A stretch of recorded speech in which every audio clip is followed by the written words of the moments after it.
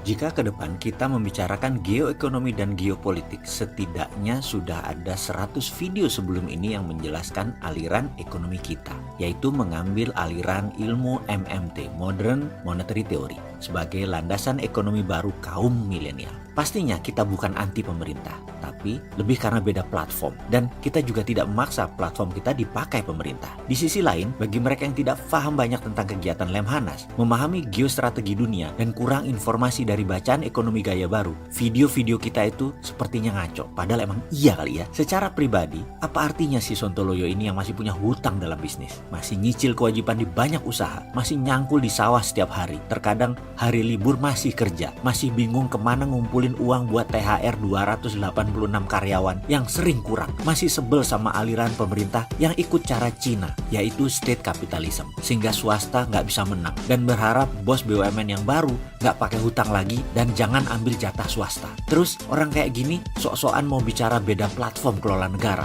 Belanggu bener ya. Bayangkan platform bernegara yang kita anut rasanya sangat Pancasila dan sangat Undang-Undang 45 banget. Seperti usulan kita yang masukkan GBHN lagi ke Undang-Undang Dasar. Itu saja pasti kita dihujat. Platform usulan kita masukkan TNI, Polri, ASN, pegawai negeri ke parlemen, ke DPR. Ada fraksinya di DPR. Itu pasti dihujat juga. Menswastakan BUMN jadi hanya 5-7 holding, di mana 700 dari 800 perusahaan BUMN dijual ke publik agar tidak jadi sapi perah penguasa dan politikus. Itu juga pasti dihujat. Meniadakan kartel impor diganti dengan pajak impor juga pasti dihujat. Saran si Sontoloyo untuk Departemen Perdagangan tidak pakai kuota pasti dihujat. Saat ini ada yang namanya kuota impor. Jadi yang pegang kuota yang mengendalikan harga. Apa yang terjadi kalau kita ubah? Semua boleh impor asal bayar pajak atau tarif yang mahal. Mampus itu para mafia, karena mafia kan pegang kuota impor. Ya begitulah, kalau mau berubah, yang diubah platformnya, bukan diubah orangnya, bukan diubah partainya,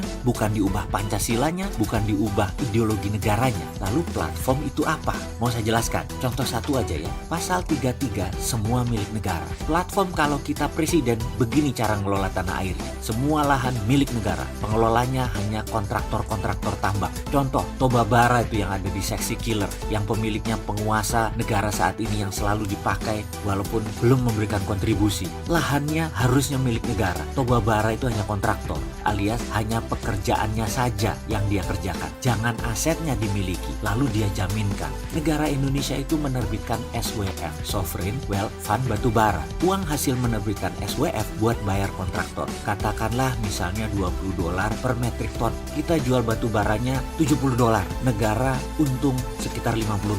Kalau sekarang perusahaan tadi memiliki aset dan boleh menjaminkan aset lahan tersebut, lalu dapat pinjaman dan uangnya buat produksi. Yang dapat $50 adalah mereka. Loh kok enak? Dan juga kontrak karya atau IUPK versi SDM Jilid 1 kemarin kita tuntut di MK. Sebenarnya semua itu melanggar konstitusi undang-undang pasal 33. Kalau SWF tidak, itu yang dimaksud beda platform. Ya sudah, ada 1000 video dalam 3 tahun ke depan. Kita ajari siapa saja yang mau jadi negarawan. Mudah-mudahan ada yang mau dengar. Lah saya ini kan memang wong bodoh yang aku pinter. Mudah-mudahan sekali lagi ada yang mau dengar.